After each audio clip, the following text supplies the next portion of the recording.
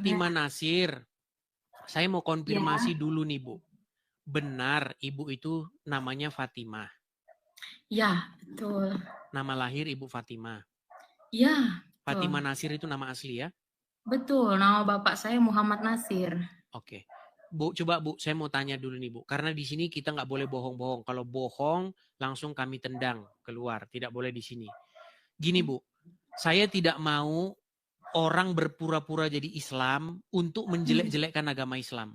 Saya Betul, tidak betul. mau. Bahkan kalau ada orang memfitnah Muhammad, memfitnah Islam, saya juga tidak Hmm, izinkan di sini dia ngomong fitnah tentang Muhammad. Begini, hmm. seberapa lama ini Anda menjadi muslimah ini? Dari lahir sampai kelas 1 SMA. Berarti usia 15 tahun. Lahir 15 sampai tahun 15 lah tahun. berarti. Oke, berarti sudah cukup lama ya meninggalkan agama Islam ya? Ya, sekitar 12 tahun lah. Sekarang 28 tahun. Oke, 12 tahun yang silam.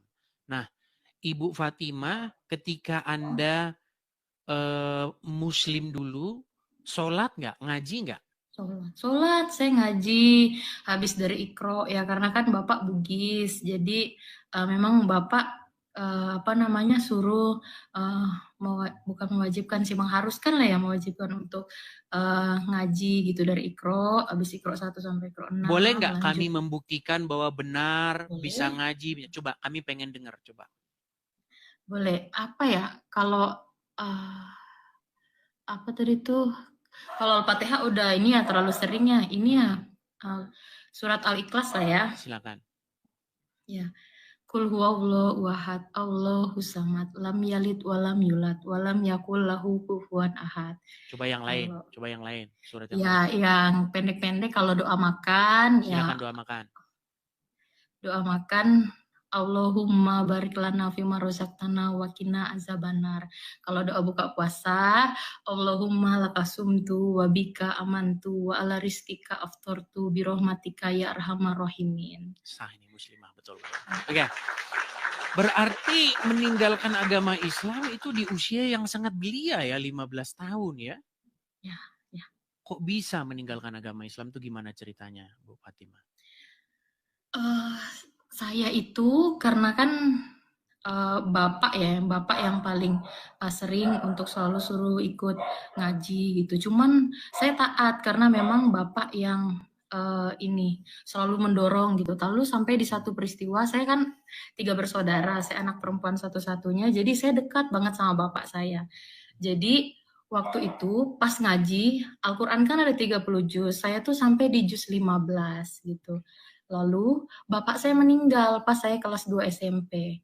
Lalu dalam tahlilan malam gitu ya, kalau kita kan memang di Islam nggak boleh jenazah itu nggak langsung dikebumikan gitu, meninggalnya subuh ya paginya gitu udah dimakamkan, atau enggak sore atau enggak siang gitu. Nah lalu di situ saya nanya sama guru ngaji saya gitu, ini bapak saya masuk surga nggak ya, saya sayang sekali sama bapak saya. Ya guru ngaji saya bilang insya Allah kalau amal dan ibadahnya diterima, dilapangkanlah jalannya menuju surga gitu. Ya itulah jawaban mereka gitu. Jadi saya di sini juga nggak ingin menjelekkan kepercayaan saya. Cuman dari situ usia saya 14 tahun kalau nggak salah waktu itu, saya nggak bisa terima itu gitu. Bapak saya setahu saya baik gitu. Bapak saya juga rajin sholat gitu. Saya rasa bapak saya taat lah sama agamanya. Cuman kalau bapak saya saja nggak diberi kepastian untuk akhir hidupnya gitu, lalu saya gimana gitu. Nah, jadi saya berhentilah ngaji. Jadi memang saya nggak selesaikan ngaji saya sampai juz 15 saja. Tadi kalau selesai ngaji, biasa kita kan kayak kalau sudah khatam Al-Quran, kita bisa potong tumpeng, tapi saya nggak sampai di situ gitu. Jadi karena Anda mendapatkan ketidakjelasan dalam agama Islam, tidak jelas semuanya serba mudah-mudahan dan lain sebagainya, akhirnya Anda putuskan untuk meninggalkan agama Islam. Lalu bagaimana ceritanya kok bisa jadi Kristen?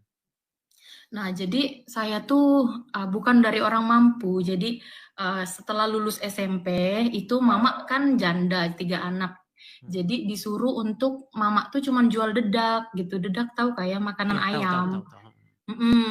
Jadi apa namanya nih, mama bilang mama ada janda nggak bisa kasih sekolah kalian 3 orang. Lalu lulus SMP mama sudah suruh saya nikah, cuman saya bilang saya masih mau sekolah. Akhirnya saya berantau lah ke kota. Saya di Kalimantan, lalu merantau di kota, satu kota.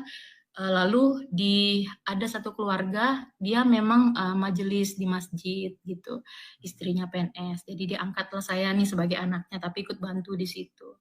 Lalu apa ya intinya mereka mungkin karena ada masalah gitu, mungkin sering bilang cerai gitu. Jadi saya merasa nggak damai hati saya gitu. Lalu ketemulah sama tante saya. Tante saya ini saudara mama saya. Jadi mama saya itu dulu murtad.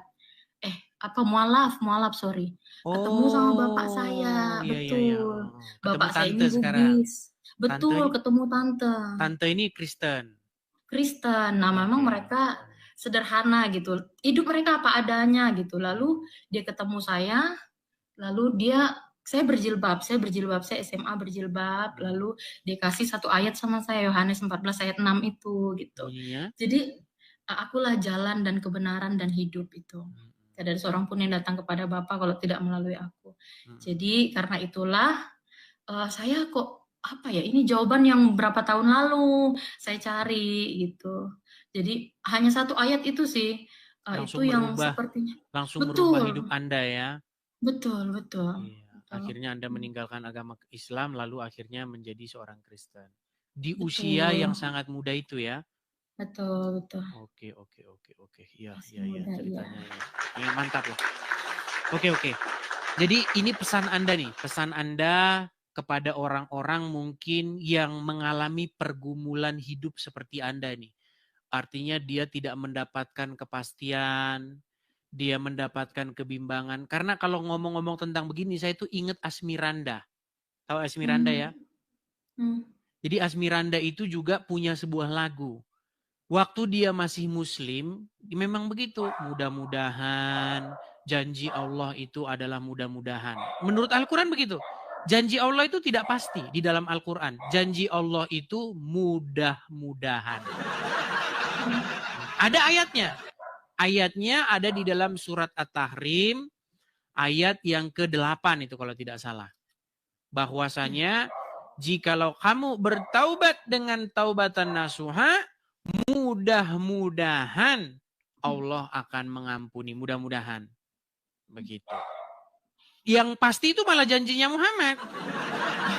Kalau janjinya Muhammad malah pasti. Barang siapa yang mengucapkan 2 kalimat syahadat, dia masuk surga. Tapi kalau Allah tidak pernah berani menjanjikan seperti itu. Makanya memang makin dipelajarin agama Islam, memang makin goncanglah iman orang tersebut kalau dia mau sungguh-sungguh mau belajar. Nah, lagunya Asmiranda itu begini. Waktu dia Islam, lagunya kan mudah-mudahan insya Allah, itu lagunya. Tapi ketika dia jadi Kristen, lagunya udah firman-Mu ya dan amin. Janjimu menopangku. Itu, lagunya sudah ganti. Firman-Mu iya dan amin. Sementara firman-Nya Allah mudah-mudah. Oke, mungkin ada pesan yang lain?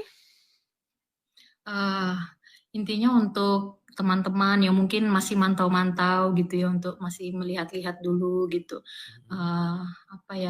Intinya jangan menunda untuk memilih jalan yang benar, Yesus Kristus. Jangan menunda untuk bertobat gitu, karena kan kita nggak tahu kapan Tuhan datang untuk menjemput kita gitu. Jadi kita nggak bisa selamat hanya karena usaha kita gitu. Saya memilih jalan untuk percaya kepada Yesus itu dari semua keluarga, cuman saya sendiri gitu.